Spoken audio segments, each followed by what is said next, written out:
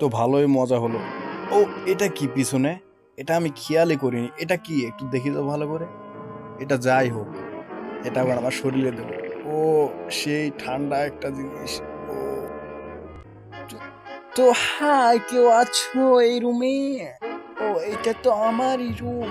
এটা আমার রুমে নিজে নিজেকে স্বাগত জানাই, স্বাগত। কি ব্যাপার কাকু, দেখছি না আশেপাশে? আর কি একটা যেন কথা শুনছি, ওই তো টম।